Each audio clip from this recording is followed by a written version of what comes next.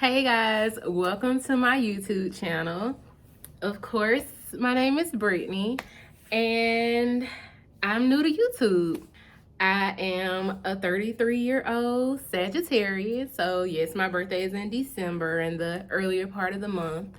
I stay about an hour and a half from Atlanta, which is Macon, Georgia. So that's where I was born, raised, grew up. That's where I reside now. Just want to start with a few things as far as why I want to do YouTube, my reason, and what you can expect from me. So, YouTube is something that I've always wanted to do, but so many things in life hinder you from following your dreams or doing some things that you want to do, and those are the things that I want to talk to you guys about today. What you can expect from me, you can expect more tea time, you can expect real girl talk, honest talk, you can expect clothing hauls, you can expect all kind of stuff. Like anything you guys want to see, let me know and I got you. So today I wanted to kick off telling just a snippet of my story, just to get on a personal level with you guys, to be totally transparent, to just be an open book. I'm open to any questions that you guys may have. Leave them in the comments and we can go from there. I'm gonna do it kind of broken up into my past, my present, my future, just because it's easier for me to go in that order. So yeah, that's what I'm gonna do for you guys today. If I start crying, if I get emotional, just know this is the first time that I have spoken out about any of this.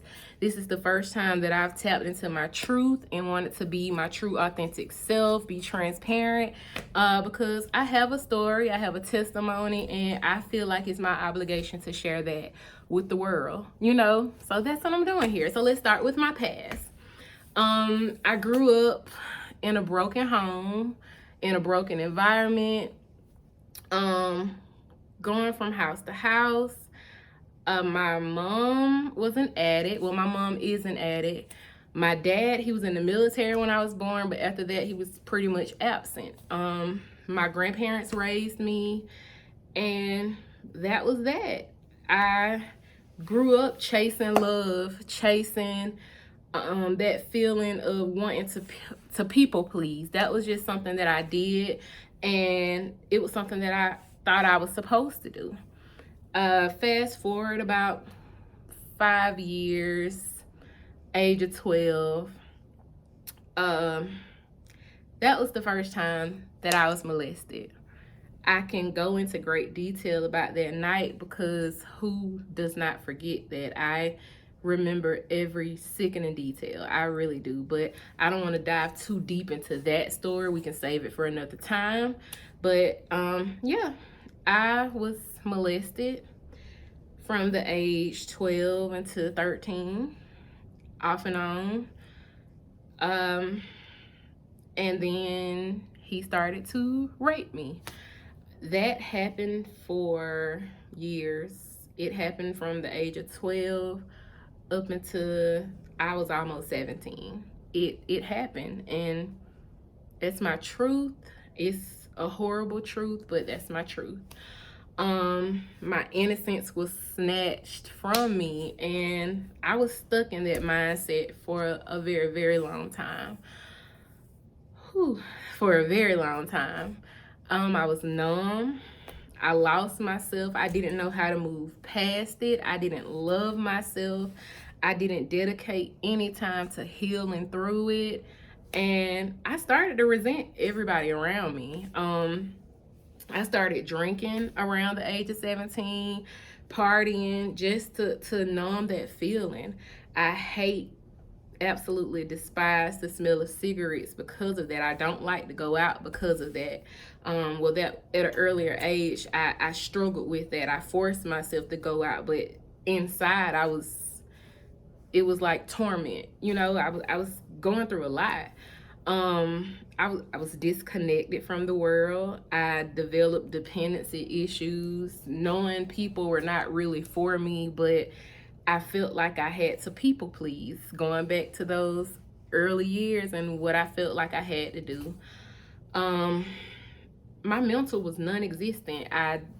Like I said, I didn't love myself. I didn't care about myself. I started gaining weight.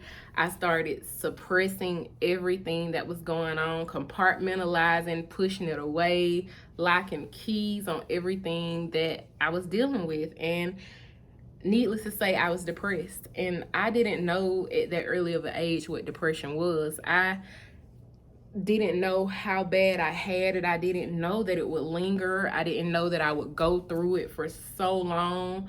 I held all that in for over 10 years. Over 10 years. It's like this ball of just torment, depression, frustration, sickness to my stomach because of what I dealt with. Because now I'm at the age where it was wrong. I knew it was wrong. And it was, he said he loved me. He was the only person that loved me. Nobody would believe me. I was worthless. I would go to jail. I would go to jail if somebody found out. Sorry, but it's like I'm drumming, like pulling up the past from these places. I held it in for over 10 years. It started to affect me daily until I'll say about almost 5 years ago.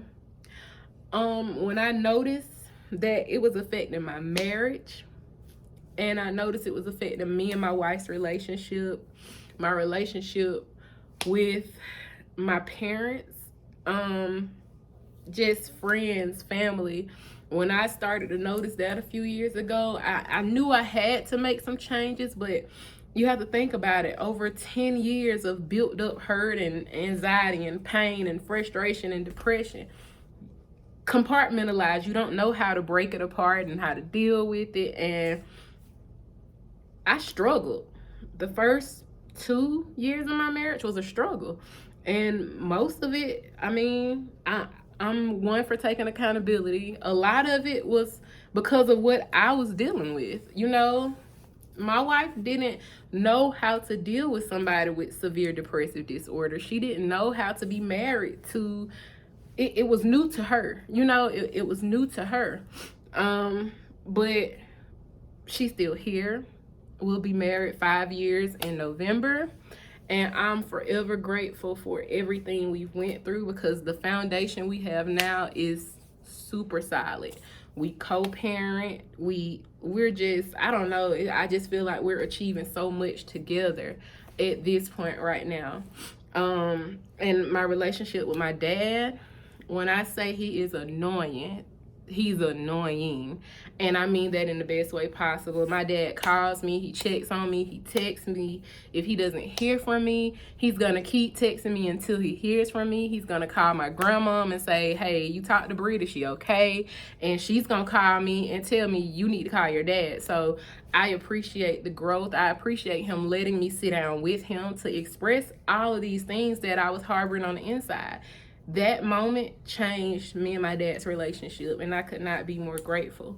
As far as my mom, I am a firm believer in giving credit where credit is due. And even though my mom is an addict, my mom never not took care of me. Like, she never tried her best. Even through her addiction, she tried her best, and I'm forever grateful for that. Now my mom is 5 years clean.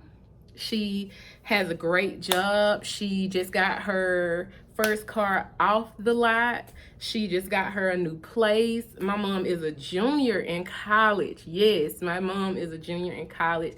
And when I say proud is an understatement. I am so proud of my mother and all of her accomplishments and her chasing her dreams and her just knowing within herself that it's not too late.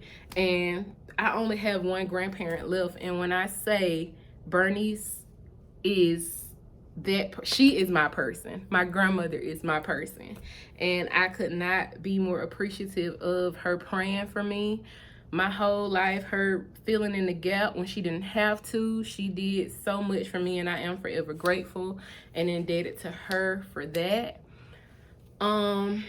Yeah, I had to get out. I had to do what I had to do for myself. And this is diving into my present, what's going on current time right now. Um, I was watching, and I just want to share this with you guys. I was watching something on TV today. I think Viola Davis was doing an interview, and she made this statement, and it made perfect sense. She said, "In order for me to connect with the world, I have to first connect with myself." And my journey, everything that I've been through, is vital in my purpose. And by that I mean everything that I've been through, I feel like I'm supposed to be a spokesperson for people who are going through depression, who are dealing with anxiety, people who have been raped and molested and don't know how to deal with their inner demons and, you know, their past traumas that keep coming up. Like, I feel like that's my purpose, to be there for you, to be there for her, to be there for him. That's my purpose. And I decided, not even right now today, but months leading up to today, that I'm gonna walk in my purpose. I'm gonna hold my head high. I'm gonna hold my hand out to other people that may need to hold it. And that's just what I'm gonna do. That's just something I want to do. And this chapter in my life, I have to put me first.